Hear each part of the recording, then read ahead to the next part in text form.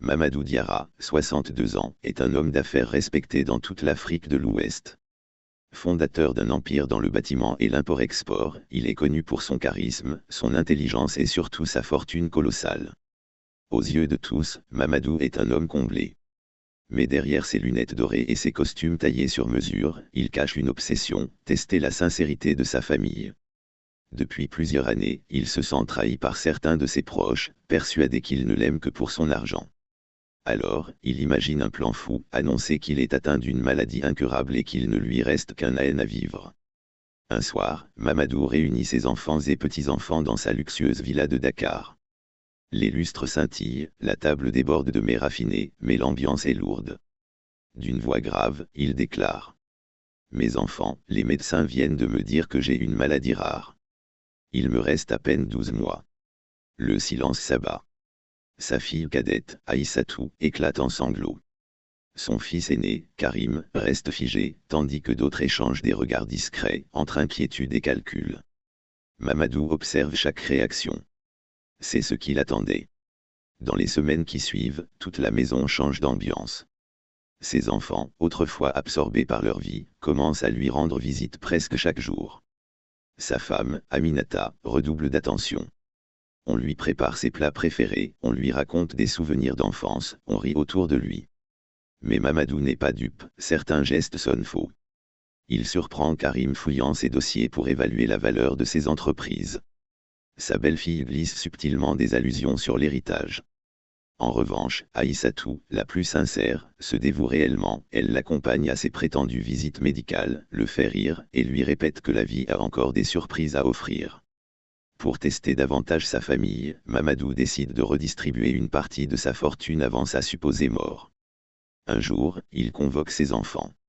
J'aimerais vous donner à chacun une avance sur mon héritage, pour que vous puissiez construire vos vies avant mon départ.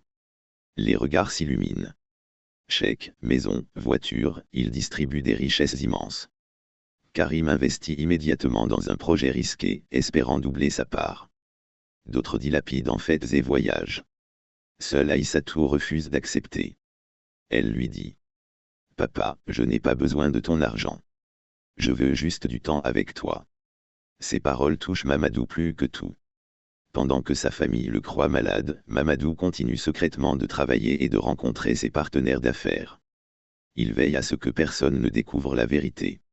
Chaque soir, il s'enferme dans son bureau et note ses observations dans un carnet. Qu'il aime vraiment. Qui attend seulement son héritage. Mais parfois, il est assailli par la culpabilité. Sa femme, qui le soigne avec tendresse, ne mérite pas ce mensonge. Et quand il croise le regard inquiet de ses petits-enfants, il se demande s'il n'est pas allé trop loin. Au bout de 6 mois, les attitudes changent. Karim, criblé de dettes après ses mauvais placements, supplie son père de lui donner davantage.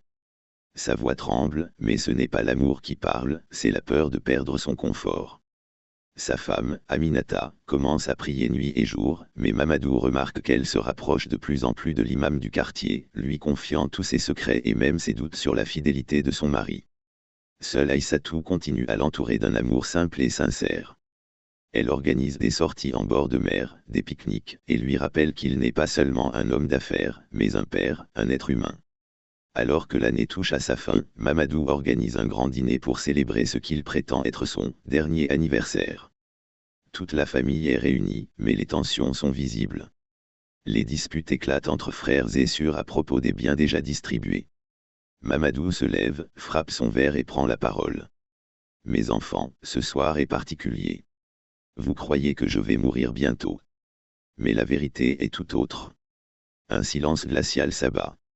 Il retire de sa poche un certificat médical prouvant qu'il est en parfaite santé. Je n'ai jamais été malade. J'ai voulu savoir qui m'aimait réellement. La stupeur est totale. Karim se lève furieux. Tu nous as manipulés.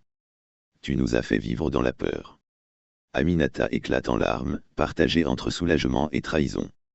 Certains enfants, honteux, baissent les yeux, incapables d'assumer leur cupidité. Seule Aïssatou sourit à travers ses larmes.